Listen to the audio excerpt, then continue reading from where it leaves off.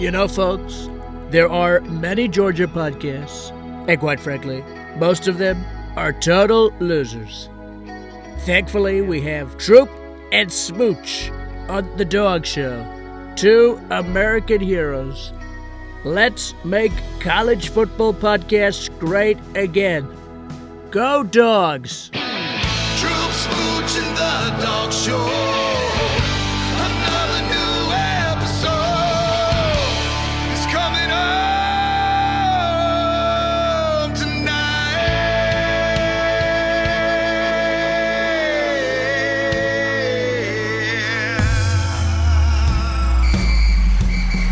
It's the Dawgs Show. It's the Dawgs Show. It's the Dawgs Show. It's the Dawgs Show. You're listening to the one and only Dawgs Show. Your hosts, Troup Brenson and Smooch Moncrief. Just two dudes talking Georgia football. Welcome, dog fans, to the one and only Dawgs Show with Troup and Smooch. And, man, it feels like midsummer here, Smooch. We're so glad to be here, folks. I know you've been missing us. And, Smooch, what's going on with you up in Huntsville, Alabama? Well, it is a couple of things. It is heating up. Yes. Warm week, and we're getting tons of rain in the South right now. It's been a very muggy, rainy, feels like a greenhouse around here half the time. But also heating up is, I think Alabama and maybe Texas, they probably get ready for football sooner than a lot of other states. The Alabama guys are Alabama and Auburn people are already talking football, so it's a real fun atmosphere around here right now because it's warming up. Kids are the high school kids are doing their workouts right now, so you can't really feel it just yet, but it's so much closer than it was just a few weeks ago. Yeah, it's like so not that many days, 2.5 months to go before the season starts, but there's so much to talk about before that happens. And June is a big time of the year for Georgia and for other programs in terms of recruiting, because you have July and August. Those are the quiet months. You don't have contact. You don't have visits in those months. So, because they have to get ready for the season, for camp and all that. But Georgia's been putting on camps for, when you talk about this landscape of college football and NIL, it puts more of a focus on how much money you can spend, but also how much evaluation you do. And Georgia does camps in Athens, and they get these players and they work out. And some of these guys are just coming in and just want to be a part of it, but there's other people that they identify as potential players that need an offer who have been under the radar for whatever reason. There's lots of reasons, folks, that some of these players are under the radar. And Georgia prides themselves in identifying those guys. And you maybe get somebody in under what you would call in free agency as under slot, maybe, or in the draft under slot. That's where you win, right? I mean, it's not anyone can look at what Tyler Atkinson and that's a no-brainer. Any team wants him. But what about the Jordan Davis? Devontae Wyatt was a prime example, dude. He was not a guy that I thought had any. He was just a filler, kind of a lineman. Yeah. And Devontae Wyatt has gone on his Georgia career, and then 2 national championships, by the way, and then NFL. But those are I think in this era of college football, even though I think there are going to be some caps and some limitations on what you can spend and some review in it, I think that this will really lend towards the coaching staffs and the programs who are able to identify these players who are under the radar. That's exactly right. And who they don't have to pay a king's ransom for. Because it's just like, and if you talk about a general manager who has to weigh those things, and I think that's very similar to what it's going to be. Which team can do that more effectively? Yeah, and I don't trust any team better than Georgia to be able to do that, because they've done it in the past before this was going on. Proven track record. They absolutely do. So the camps that are going on and the visits that are happening in June, and conversely, the players who at the end of June and we moved on to their senior year in college in high school football are making decisions Yeah. So June is a huge month in terms of the visits, official visits, unofficial visits. Georgia's had a big unofficial visit from Malachi Ali. Unofficial. His whole family traveled from Hawaii to visit Georgia, Stacey Searles and those guys as offensive tackle. And so this month is big for that. And those guys will be making decisions in the next few weeks. So we're excited about that. And Georgia right now has moved up in the on-3 rankings to number 4. They're right on schedule. They are. And there's so much meat on the bone for Georgia in terms of high-level recruits. If you care about your rankings at the end of the season and the recruiting cycle, and we used to a whole lot more than now because people leave. They leave so quickly. They leave. Yeah. They're not playing. After a year or two, they're gone. And so those rankings the numbers don't mean as much as they used to in transfer portal. They really don't. But it's still fun for fans. But Georgia's got a lot more meat on the bone in terms of high-level players that they could bring in if you want to compare those rankings and relish in those rankings. But I think the point with those rankings over the past recent history is that you really have to be a top 3, top 5 to have a chance at winning a national championship. You can talk negatively about what all these different pundits or evaluators think about these players. You really have to be in that top group to have that blue chip ratio to even compete for a national championship. That's been proven over and over and over again. You look at who's populated these playoffs and national championships in the past recent memory, and that actually matters. Yeah, you remember back, was it the 90s when the Florida Marlins just decided to buy a World Series? They did. They're still paying Bobby Bonilla. And they're still paying Bobby Bonilla. And, they just decided they're going to buy one. And they did it. And, to a smaller extent, that is exactly what Ohio State did last year. They just decided, we're going to go purchase one. And they did. They got it. No, hats off to them. But like you were saying, as things stabilize and we attach some sort of guidelines and parity takes over, because these splashes in the pan, that's not sustainable. That's not going to go on. You're not going to spend the type of money Ohio State spent every single season. It's simply not sustainable. Even if you're in Texas, you're not going to be able to do it. So as we kind of fall into the rhythm, coaches have to learn to adapt, and they have to learn how to mine gems from their own state, and guys that maybe don't, as you said, have those elite star rankings. And that's where I think, as much as we as college football fans and as Georgia fans are kind of pushing back, especially traditionalists, we don't, we're not crazy about everything going on. It's really tailor-made for Kirby Smart's skill set in the way he does, his ability to evolve, adapt, and his ability to spot talent regardless of ranking. Yeah, and Kirby Smart has adapted over the years. There's no doubt whatsoever about that. And you mentioned that having locally prospects who are close to you in terms of, because it gives you a built-in advantage. Yeah. I mean, you can say what you want. You can say what you want about all these recruitments and people traveling across country, but in the end, a lot of times it matters to where, if your mama can get to the game or not. 100%. It does. It really does. If your family can get to the ball game and see you play, and you can be close if something goes wrong, those things matter. There are always those players who say, I am done with being in Georgia or whatever state. I'm done. Yeah. I live 10 miles away from the stadium. I want something different, and that's okay. That's up to them. But I think that Georgia's set up with the coaching staff they have and administration. It's a lot of it is about the administration's buying and trust in the coaching staff to navigate. Yes. As these things develop, because they are not all cut and dry. We don't really know. Right. We know like there's going to be a cap in terms of the NIL and or in terms of what the schools, the revenue sharing, what they can offer these players. And it's going to be an NIL above that. But it's going to be reviewed. You're going to have some market value. You can't just go right out on a player that you just are nuts about. I got to have this guy. I got to have him $10 million. Nobody's going to meet that. You can't do it. It's not good for you. Otherwise, in terms of a roster anyway. No. You pay the price. If you pay a player that much on your roster, it's going to pay. You're going to pay a different price in other aspects. Good point, Nico. We're going to talk about Nico in Tennessee in just a moment. And UCLA now, but but you pay a price in terms of what you pay the rest of your roster. In terms of I got a feeling if you pay somebody way out of the range, it's going to affect your chemistry. Yeah. And that's not something you can really quantify. I think it's going to bear out in terms of results.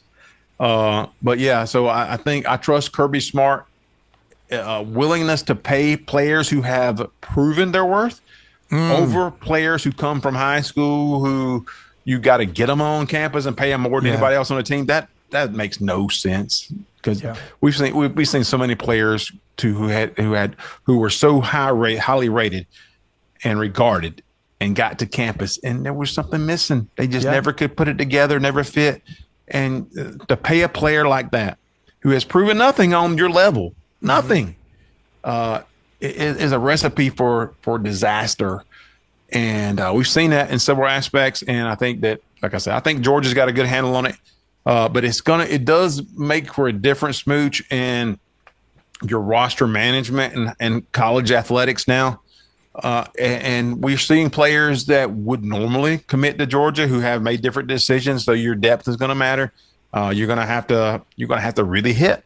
As we mentioned earlier, you're going to really have to hit on some of these hidden gems and players that weren't highly regarded or not as highly regarded. Yeah. And so people always on the upper echelon of recruiting, and I do this, so I'm going to say everybody else does it because it's pretty representative. Right.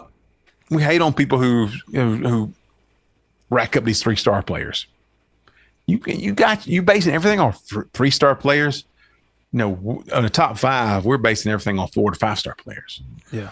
But going forward, those 3-star players and hitting on those 3-star players who have it in them to be on the field, 5-star players. Yeah.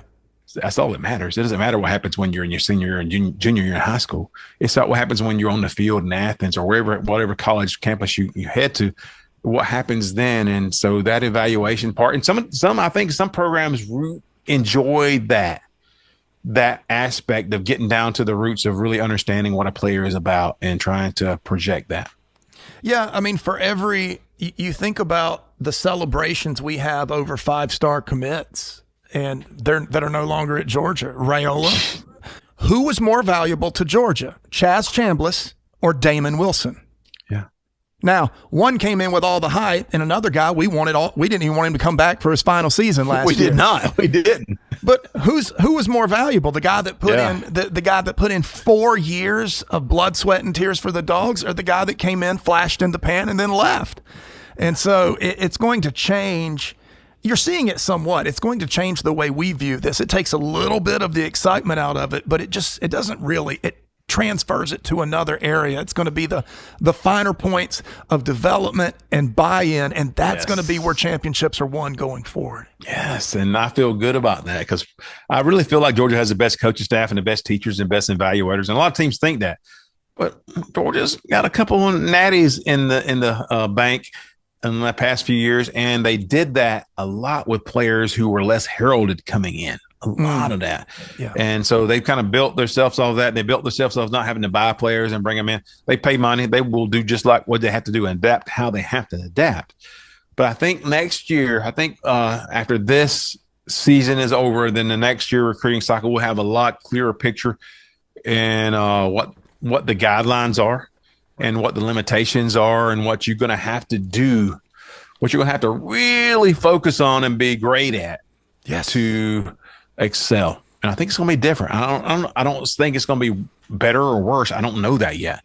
It feels like if there is some of these things that you really have to hit on some of these players who are less heralded and less prima donnas. I mean, it just goes with it. Yeah. And if I was a 5-star, guess what? You ain't telling me nothing. You got that right. Especially when I make more money than the coach does. Yeah. And so I get it. But I think we're going to really find out development matters and evaluation too.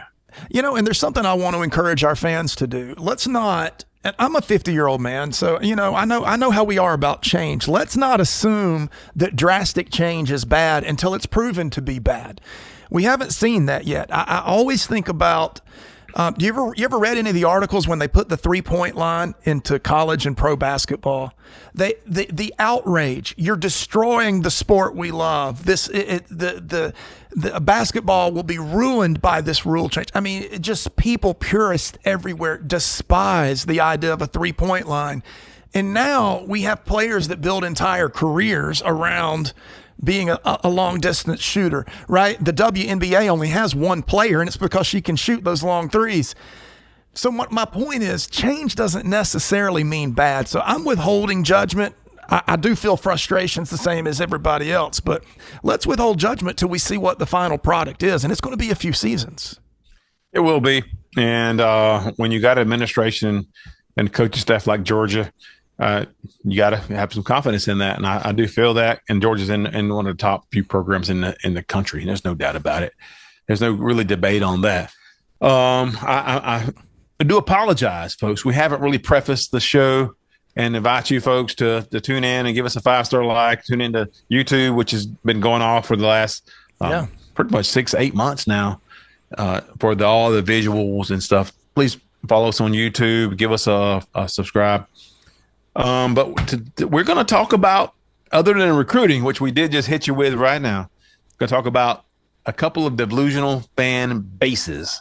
Love it. And it is would Tennessee be East Coast? It's kind of East Coast. Yeah, you got to go with that. You got East Coast Tennessee, you got Tennessee, and you got the West Coast Tennessee, which we called USC that a couple episodes ago. 100%. The graphic scene here. Fan bases are so similar. We're going to have some delusional fan alerts with these two teams and what they're saying. Oh, my goodness. It's just delicious, and we enjoy it. We soak it up. Yes, we do. Because neither team has beaten us in quite some time. Right. So we're going to enjoy that one the last. It is amazing watching the two teams. They're so similar. Their fan bases are so similar, and yet at the same time, they're both enraged at being compared to the other. I'm like, that is you. That's just a Los Angeles version of Tennessee, and vice versa. That's really what it is. Well, there's a reason, because Tennessee's had more success in the past couple of years than USC has had in a while. But USC has a richer historical, their history is much better. I think one of the top 5 schools in the history of college football. That doesn't matter when you got to play football in 2025. It doesn't matter. You think? Because we've seen them lose 11 games in the past 2 years, and one with the Heisman Trophy winner. Right. And so we get it.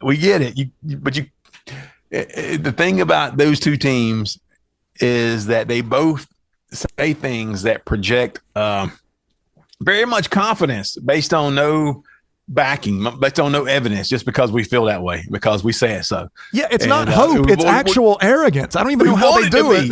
We want it to be. Right. We want it to happen. So, bam, we got the best defense. We're tough. We're rough. We got the best passing offense.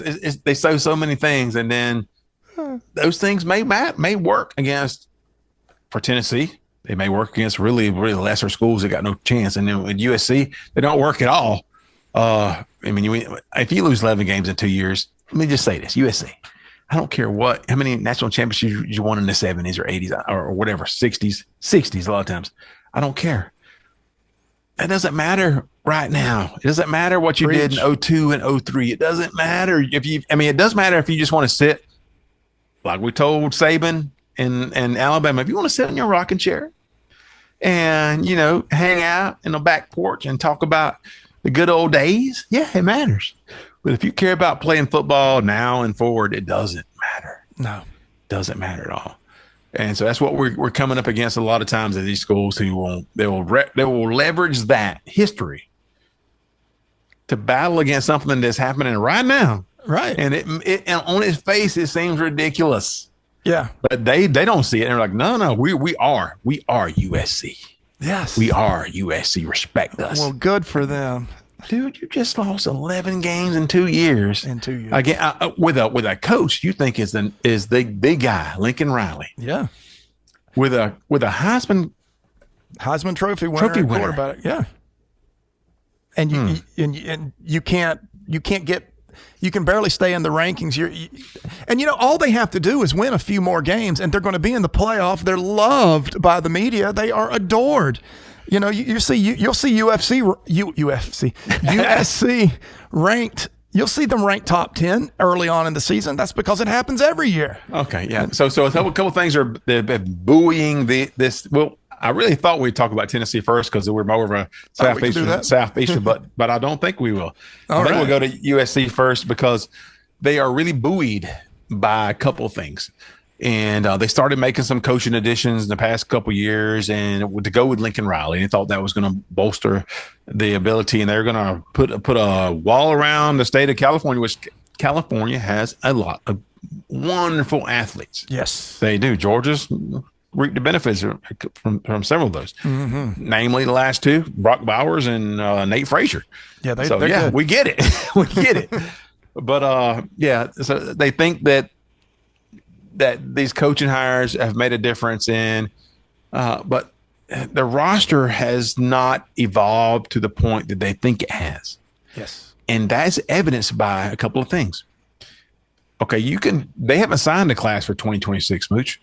They may be rated right now number 1 in the country in the class of 2026. They have not signed that class yet. And the other teams have not finished signing their class yet either. They will likely have the best class they've had in the past 3 years. That does not bypass the point that they finished 15th and 18th in the past 2 years. That sounds good if you're looking to be a top 25 team. It does not sound good if you're trying to compete for anything of significance. Yeah, and they may be headed right back to the same thing. It's a math thing. If you look at the sheer number of recruits, if USC has the type of attrition to their commits before signing day like they seem to do every year or in recent years, you might be right back in those teens again. That you are not guaranteed a top 5. You may, but you're not guaranteed that. Not with the players that are still out there and as few commits as some of these other teams have. Exactly. Mathematically, it sets up very poorly for USC. They're enjoying the time now, but it's it's like those people that play on the shore. They play on the shore when the tsunami goes way out. Right before tsunami, all the tide goes way out. And so, they'll run out and play. Oh, look, we can see the ocean floor. We never get to see this anymore. Not knowing there is an enormous tidal wave coming right back towards you in a minute. But for the moment, they're like, oh, we can go pick up fish. They're right there. And they're running around having a good time. And then disaster happens. And I don't think that USC is ready for the recruiting tsunami that seems to hit them every single year right at the finish line. And it's not just them losing recruits. They did it last year. They lost some big name recruits. The point is that their ranking is held up by the sheer number. Yes. And if you got 30 recruits and everybody else has got 15 or less, the total pushes you above. But then when the other teams get because you can't only sign with so many for your roster size. When other teams get 25, 30. Then you start to settle. You start to go down because your overall recruit ranking starts to drop, or no, it doesn't drop. It's held accountable. Yeah, it equalizes. Yeah.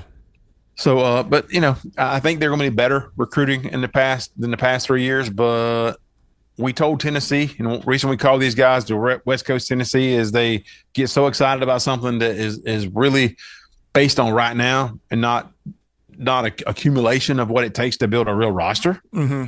And you have to stack really good classes on each other. So delusion is a fixed false belief that doesn't change in light of conflicting evidence. They don't know reality from their dream worlds, and they won't go outside and play. A fixed false belief that is not grounded in reality. So our buddy, Zulu Trojan. Nice fella. He is a guy. Give him credit. He is a good fan for USC. Loyal. He is a loyal man. He is so subject to the right now, and he is. But I believe I have a picture of him with no shirt on. Let me see if I can find some it. kind of like a Batman, whatever. Bane. Yeah, Bane. What is it? Yes, it's embarrassing even for me. But yeah. He's a captive to what he thinks is going on right now, but he's also reaching back to what happens in the history, what's happened in the 60s, makes me feel good about USC. Yeah. USC should be a juggernaut. They should be a team that's involved every year. They haven't been. Right. Because other teams have adapted. Other teams, because, I mean, I think California's got a big pool of great players. Other teams are picking those best players off a lot of times. Yeah. And the Southeastern Conference is a little bit more consolidated. And these guys, I mean, LSU, Alabama, Georgia, they don't miss.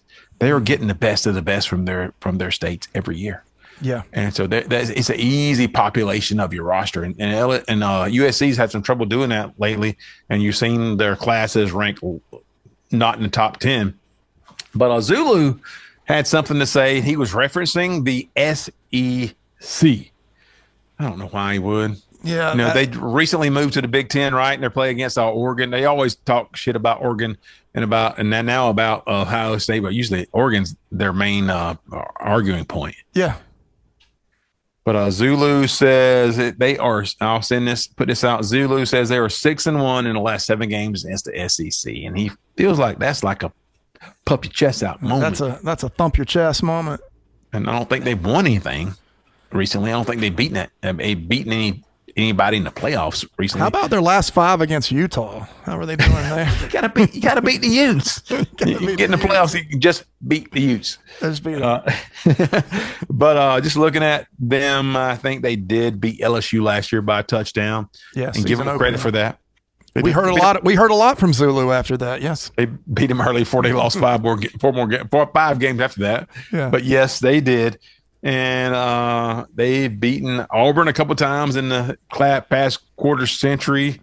So give them credit for that. That was when in their heyday, 02 and 03, that USC, that was good. Those were good wins. They had good teams back then. Pete Carroll. But in recent memory, against a quality, let's go say it, because it matters. You can't play Mississippi State and beat your chest about beating those guys. You can't. Mm-hmm. And so they did play Alabama in 2016. That was the time they crawled out and onto the field, really feeling themselves, and it didn't work out too well. Just extreme. You'll see it here. Extreme. Just the level of cockiness and arrogance, and that was your real taste of SEC football. That you got to taste that day. What was the final score of that game? 52-6. Not close. 52-6, and that it just shows you the difference in the two programs. Look, we're not sure that what is LSU's coach? Is that Kelly? What's it? No, yeah. We're not sure he's a legitimate SEC coach. Yeah, his team wasn't ready to play FSU. It wasn't ready to play USC either.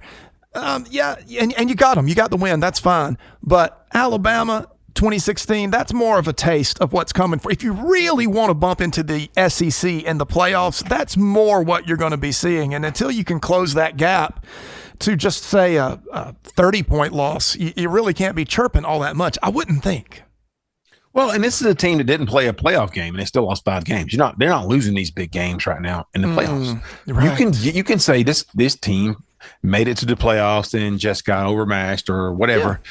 And they lost. It happens. You're going to play the best of the best when you get to the playoffs. They haven't done that. And they're still losing a lot of games before they even get there. But that 16 game against Alabama would illustrate just what I'm talking about right now, Smooch, is that you can have a good coaching staff, but if you don't have the players, and they don't have the players, they right now they still don't. And this is the same. It's why we call them the West Coast Tennessee, other than just their fan base harping on everything, but because you can't skip steps. Yes. The roster is not populated with those top players to win those games. They're not. If I can tell you in the past 3 years or last 2 recruiting cycles, you haven't broken the top 15. What are you basing it off of that you got this? We've seen it. They got some transfer guys, but a lot of times the transfer guys are getting are players. We've seen it. Georgia has sent them a couple of them. Yeah. Or players that couldn't cut it at Georgia, couldn't stay on the field at Georgia, couldn't break the 2 deep at Georgia, or didn't have the mental toughness. They didn't. To succeed at a high level. To maintain it week in and week out. Right. And that's fine if you're at USC, apparently, but you're going to see that.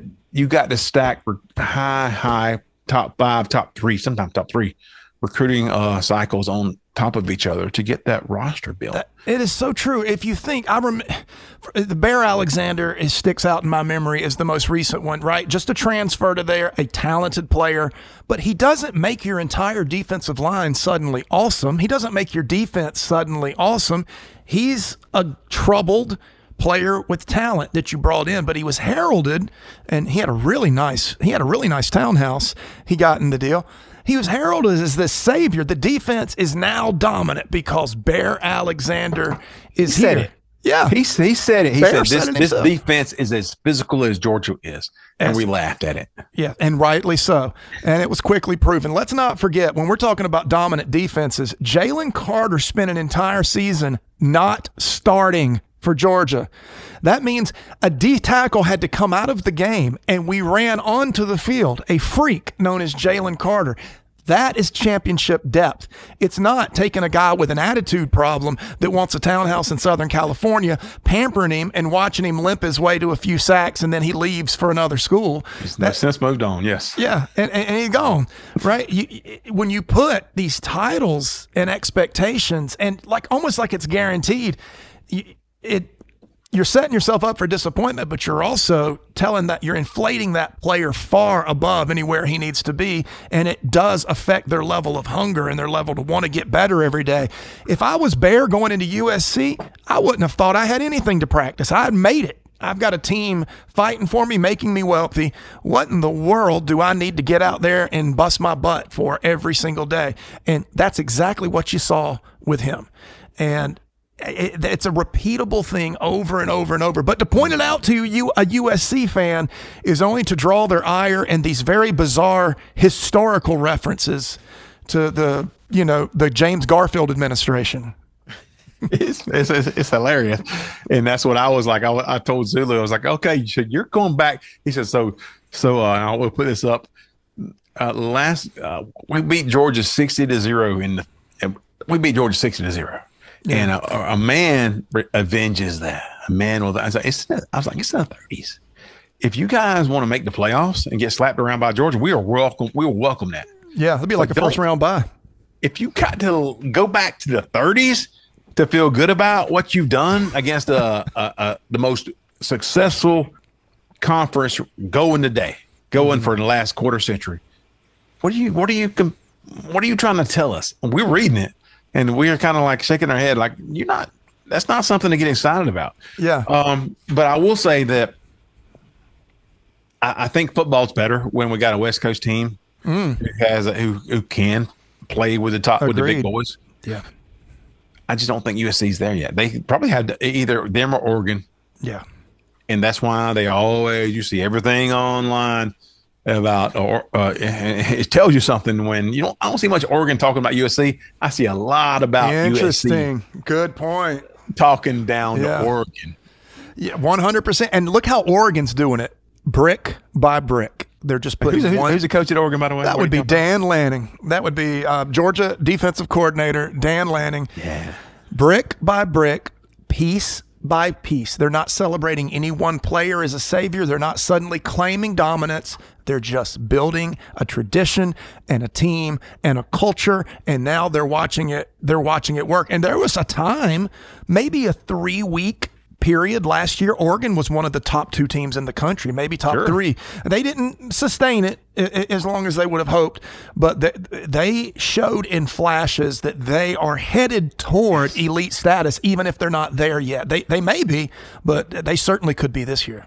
Yeah, and they're a contender for sure. Mm-hmm. And it's like Lanning told the Colorado Buffaloes, you guys are in it for the clicks, and we are not. There you go. You guys can get the clicks. Get all the clicks you want. Get all of them. When we get on the field, and you're gonna find out who the man is.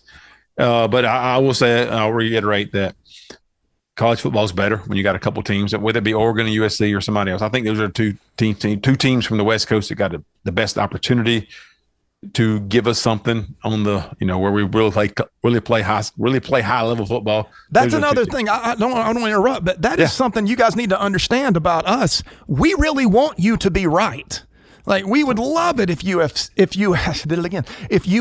was a dominant team this year. It's great for football, and it makes for entertaining watching. But you're just not. I mean, we want you to. It's not like we're going to be angry when USC is one day dominant. You're just not yet. That's why we made so much fun of you talking about Coach Henney. Coach Henney meant so much, and you guys still lost 5 games. Coach Henney, no. I mean, he may be a good coach, but he's not going to be that difference maker. He rode in a bus with Aaron Donald once. Right. He slapped high fives with him. It's like, hey, take it. Yes. Yes. No. We give you guys a hard time because we know it's harder than that. It doesn't happen that easily. And it takes time to develop a program that does that. Not in college football do you develop a roster like that. We, as Georgia fans and a Georgia podcast, we're not challenged by USC being a great team. We're not. Right. We're not. We want to play you guys. Yeah. We're not challenged by that, so we're not going to just hate on you just to do it. But when you say what you say, and you don't back it up with real logical evidence, and we're going to enjoy calling it out and putting you guys to task on it. And so we do. A buddy Zulu, he's a great fan for these guys for USC. Absolutely. But a lot of times fandom is built in not being very logical. Emotion. Yeah. It's emotion. Yeah. It is. And we understand that. So we on a man to man, we understand that. And the person to person stuff we do. But we still call it, have fun with it. Now, so the real Tennessee is having some issues too. We can hit that DFA right now all year long. We're Tennessee. Hit it. So delusion is a fixed false belief that doesn't change in light of conflicting evidence. They don't know reality from their dream worlds, and they won't go outside and play. A fixed false belief that is not grounded in reality.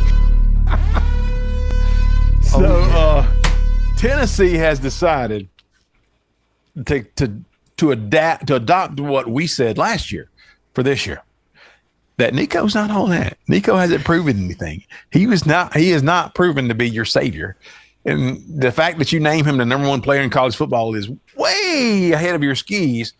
And now even Tennessee is saying we won in spite of Nico. Yes, we won. Can you believe we won all the games we did with this guy at quarterback? I'm sitting there, whoa. You were raking us over the coals and even blocking us. We were blocked by a podcast for saying that Nico was an if going into the season. And no, he's going to be the savior. It's a guarantee. It's a lock. And now they won in spite of him. Troup, that is a 364-day turnover. Complete flip-flop. You could easily be a politician with that type of wishy-washiness. But yeah, they are now off the Nico train. I really thought it would be funny. I thought about mentioning this to you in the pre-show. If we came on air tonight and said, we think Nico is the number 1 player in the country now. I thought... Yes, despite everything he is. We've seen enough. We've seen enough. He's going to blow up at UCLA this year. And, Tennessee saw him they seen him in the mop-up duty. And then they saw him against the ridiculous of the overmatched teams early in the season. They just reaffirmed what they believed. And we were like, okay, Nico's, we can recognize athletic ability and oh my goodness, yes, fluidity, and he is a beautiful athlete. And but there's something missing with him, and that's why we always say you got to do it. You got to do it in the second half. Do it in crunch time. Got to move the change. Those things don't always match up the way you think it. It's got to happen before you go ahead and label this guy as the great. And but people were still saying, Smooch. I was looking back at, and I'll send this out. We're looking at that Nico is better than the Norris Sellers. And maybe his ranking was. He was better than Nussmeier from LSU. Okay. Maybe his ranking was. And he also better than Jalen Milroe. And Milroe had his own warts. And then when you look at this year, and they kind of moved on for Nico, and they blamed him for he's just an average quarterback. It's like they came to reality when Nico's no longer in Tennessee. Like, right, he's just an average quarterback. Since he left, he's regressed. Apparently, as soon as he left Tennessee, he's gone backwards. Yeah, we loved him, but he's gone now. So but they recognized there was some reality that they came to grips with that we were talking about the whole time. You're built on You right now, the way Nico is playing, where you're off, you're because we think about Josh Heupel and we think about a epic, big time passing offense that's going to take advantage of bad teams and put a lot of numbers up there. But they were built on defense and Dylan Sampson, their running game. Yeah. Well, that was their team. That's what the defense. They had a good defense last year. We have ridiculed them for years on their defense. They had a good defense last year. They did. Don't know what they're going to have this year. Last year, they did have a good defense, and their running game propelled them to the playoffs. Yeah, and most certainly did. The problem is you never had, to my knowledge, I believe I watched every Tennessee game, at least twice. I'm trying to think. There was never a game where they won because Nico was on the field. And when you're talking about a great quarterback, those are the types of things. I mean, even Carson Beck, is as much as acrimonious as his departure has become, there were games that Georgia won because Carson Beck was the quarterback against in the fourth Alabama. quarter. They almost beat Alabama because of him. Right. That would have been single-handedly. I mean, he that comeback happens with Carson Beck at quarterback. It doesn't happen with anybody else quarterback. That type of moment was something Nico has never, and I mean never, provided, and never had. Get on my shoulders. I'm taking us home. He doesn't, like when you say something's missing, that's what's missing. He just doesn't have it. And if you want to know where to quantify it, his name is Stetson Bennett. You can measure all you want, but when it comes to it, Stetson has whatever it is. He has it. Nico doesn't. I would take Stetson Bennett over Nico if both were freshmen today. And I think it would be silly to even argue the point. Yeah, I pulled some stuff on Twitter with the fans were giving him a hard time, and they really were trashing Nico in certain ways. They called him Nico. Let me see, Nico Lama throw a bubble screen. That's not bad. Nico out of bounds to end the game. That was a bad one. So yeah, and so they moved on quickly. And then I think Agent Orange was also saying that, let's see, he's predicting that Aguiar he was an Appalachian State player, moved on to UCLA before he transferred. He's on his third team, right? Yeah, he is, but I don't think he played for UCLA, did he? I don't think so. And so Aguiar, he's predicting 3,000 yards passing and 30 TDs. Wow! But the knock on Aguiar is he threw so many interceptions. Yeah, I guess even subpar competition. Right. They're saying, so here's how you deal with that. That I will take it's like it's going to happen. I will take the 3,000 yards and 30 touchdowns and how many interceptions. If he throws 15 interceptions, I'll take him because he's been aggressive. Well, you don't even know any of these things are going to happen, but you're already trying to mitigate his mistakes already. We'll take because he's aggressive. But Tennessee is a team, Smooch, that is built on a high level quarterback play. Yes. And so when you see the best Tennessee team you saw was the best quarterback you saw in the past several years was Hendon Hooker. Yes. He had a good team around him, but not a great team. He really didn't. He had a couple good wide receivers, but Hendon Hooker was the best quarterback that played for Josh Heupel. So you got to see that Heupel system where they were just scoring points. It was nuts. They were nuts. They were number one until Georgia took them down. Mm-hmm. But you saw that. And since then you had Milton and then Nico, and those guys haven't been able to, and the offenses that built around the quarterback haven't been able to excel in terms of the offense. The defense played better.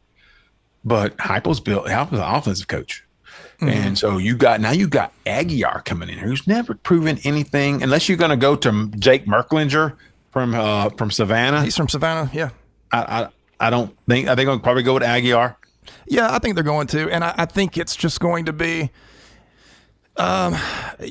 this idea that you bring, no one was more physically talented than Joe Milton. He was brought in from another school after a lackluster career and expected to blow up at Tennessee in this wide open offense. Hey, Smooch, he could do backflips and throw the ball 70 yards in the air. Exactly. Just physical tools dripping off of him, and he couldn't get it done there. So I don't understand the thought process. I think that you guys are going to realize how good Hendon Hooker actually was this year. As I just, September 13th, that's Georgia in Knoxville, and we're going to learn a lot about what both of these teams have. I think we'll learn what Tennessee's struggles are and if Georgia is for real. I think we'll learn both those things in that game. An excellent point. It's really gonna tell early in the season, and I think Georgia's gonna benefit from playing Tennessee early in the season, really, because and I will say that Georgia's a better roster. There's no doubt about that. Right. And on Dog Nation Daily, Brandon Adams made a couple of good points in the past 2 weeks that I was like, damn, he killed it. About this is that if you're saying Georgia is going to be limited because of their quarterback, because we don't know about Gunnar Stockton, are you taking Gunnar Stockton over Aguiar? Exactly. Name another quarterback in the SEC or across the country that some of these matchups that you are ranking these teams ahead of him. You taking this quarterback over Gunnar Stockton? Yeah. And with all things equal, are you taking that? I don't think so. And so it was a real, in my mind, even though we hadn't really got to it as a podcast, the first big game of this next season was going to be in Neyland against Tennessee and against Nico and this offense in the third year as a quarterback. We thought that I was thinking like this is potentially a loss, especially with there's a bye week in Alabama on the other side of that, so it'd be a great letdown game, and it could be very dangerous. This was our early loss coming up, and it was going. Whatever happened, it was going to be a game that was highly contested. It's early, and both teams trying to figure out what they've got, and you're going to. So many things can happen that doesn't really define you in the end of your season. In the early in the season, kind of happen. You see those happen all the time. Notre Dame made the national championship. They lost to Northern Illinois in the early in the season. Right, early in the season. So these things happen. These teams try to find themselves with a roster like Georgia. You're going to sort things out and be a really good team. But they could lose to Tennessee with Nico. I don't feel that. I'm not worried. Yeah. I mean, I know it might be a contested game because of other reasons, but they don't have Dylan Sampson. Right.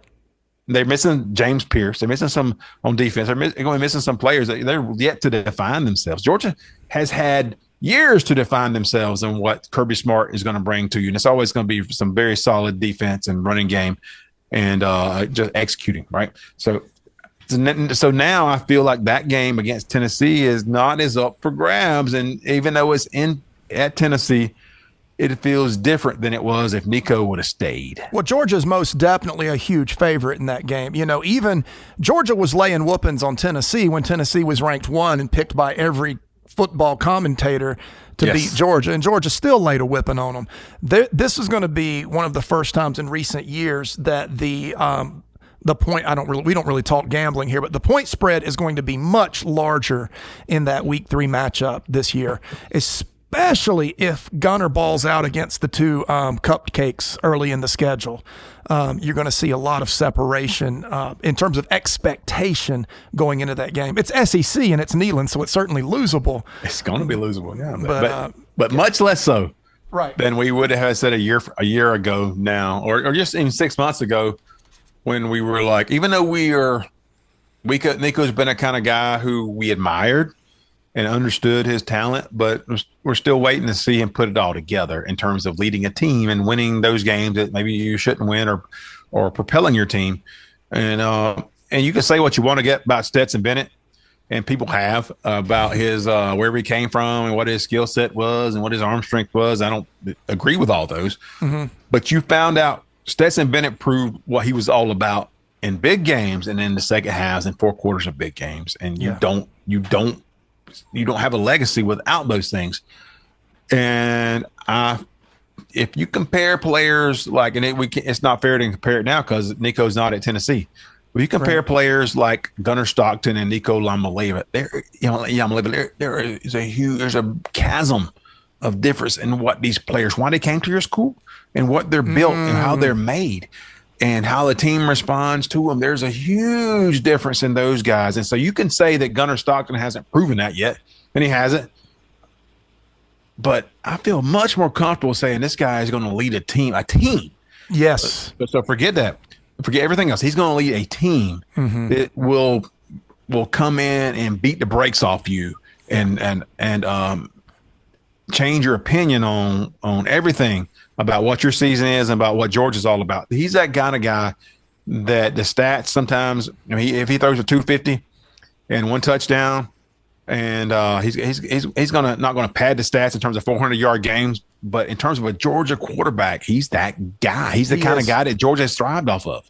It makes me think back to some of our earlier conversations with Scott when I was asking him a couple of years ago. At this time, you got Pug in town, and you've got Carson still there. You got Brock still there. They're talking about bringing in Raiola. Does Gunner transfer? And Scott Fitzgerald told us, he said, Gunner's been a Bulldog since he was 10 years old. Like, he's not going anywhere. This is his team. And you see that, and you see that can only endear you to your team and substantiate you as leader, rather than playing this, I'm riding in for one season on my white horse and my new car so I can save your team. No, Gunner has been through all the ups and downs with these teams over these years, and I will always take leadership over talent, especially in college. And Gunner, it's not measurable, but it's also not arguable. He's a leader. And so we'll find out what the rest of it is as the season goes on. But no comparison at the quarterback position between Georgia and Tennessee last year or this year. Yeah, we made this segment about Tennessee and USC, but I don't think Tennessee is a real contender. And the real game for Georgia is a game that will be at the 2 weeks after that, the game after that, with Georgia host Alabama. That's a game where I think Alabama, Georgia exercises some demons. I think Alabama. I just feel that way, and it's there's many times we played against Alabama where I was like, good luck. I'm hanging. I'm in my mind. We're hanging on and trying to keep it close where we don't feel like, even if we lose, we feel like it was a game. We can hang our hat on that. Yeah, exactly. I don't feel that way this year. It's nothing to do with the roster. I think Georgia and Alabama are a very comparable roster. And quarterbacks, unproven as well. I feel like Alabama coming to Athens, and that's a game where Georgia puts the flag down and says, "This is us. This is Georgia. This is our identity."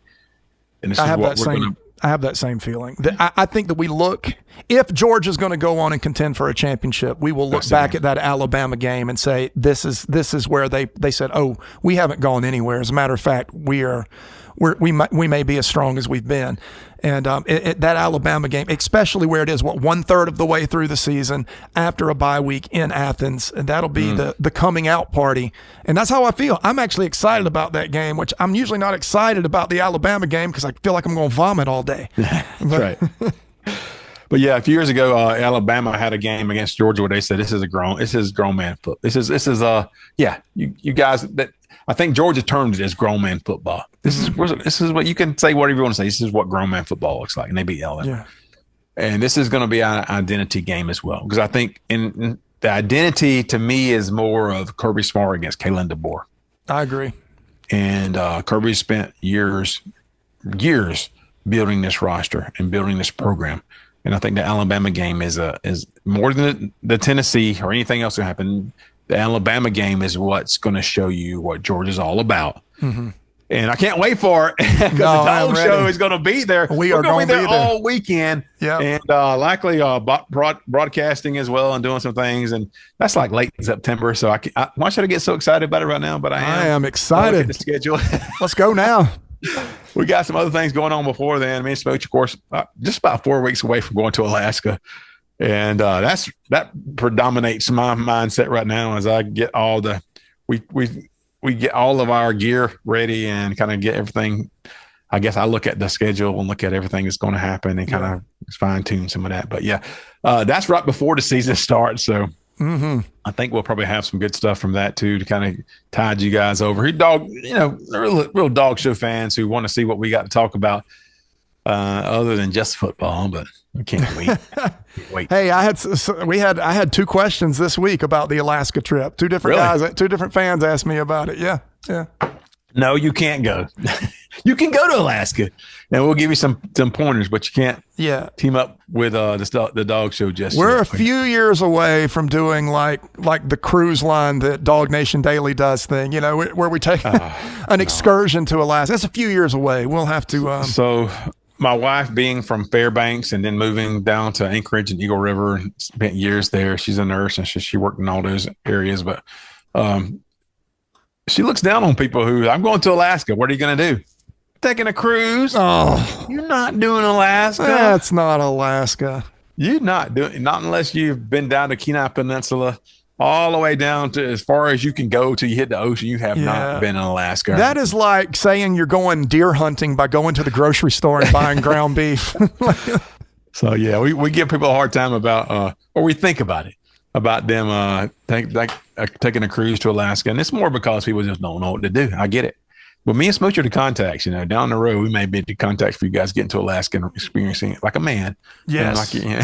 Get somewhere where something can eat you and then have some fun. That's how you do it. There's no, being from Georgia, the best way I've always put it is that I feel like everywhere I went, if it was like a hike or even the Appalachian Trail, wherever I went, I feel like people were there.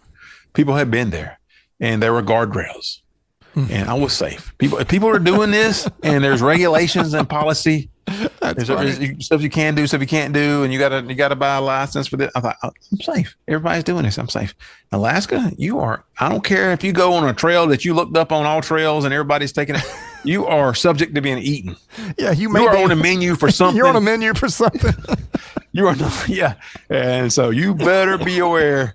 Smooch has even got him a new weapon this year. I think a bear gun. I got a bad boy going with us. Yeah, absolutely. So he's going to be packing. We usually take 9mm, which would not do anything to piss off a grizzly bear, but it make me feel better. Yeah. But Smooch got a little something stronger this year. So we'll be maybe ready for that. Yeah, we'll see. You'll know if we don't have a show the next week. Then you'll know. All right. And we did a show 2 years ago. We did it from Ship Creek in Anchorage. And so we probably do something this year, I'm sure. Yeah. And everybody's catching king salmon right now at Ship Creek. It's the beginning of the early run. And so people are catching 20-pound salmon, big, what they call a king salmon. Yeah. Right now. Not the sockeye we catch, which are 10, 12. But they're catching those right now. But yeah. Smooch has got a weapon with him this year, so hopefully he'll protect us. But we always put ourselves at risk a little bit. That's kind of the fun thing about Alaska. You can't guarantee anything. You got to kind of be aware of all your surroundings, and you put yourself out there a little bit. But we're going to have a great time with that, and that's going to lead us right into the season. So we're kind of looking forward to that. We'll probably have a special from Alaska, Smooch. Without a doubt. A special about the season, preseason special, I'm sure. 100%. You can expect some sort of content. That is guaranteed. Love it. All right. For Smooch Moncrief, this is Troup Brinson saying so long. We see you soon. This is the Dawgs Show with Troup and Smooch. It's the Dawg Show. It's the Dawg Show. It's the Dawg Show. It's the Dawg Show. This is about the dumbest thing I've ever heard in my life.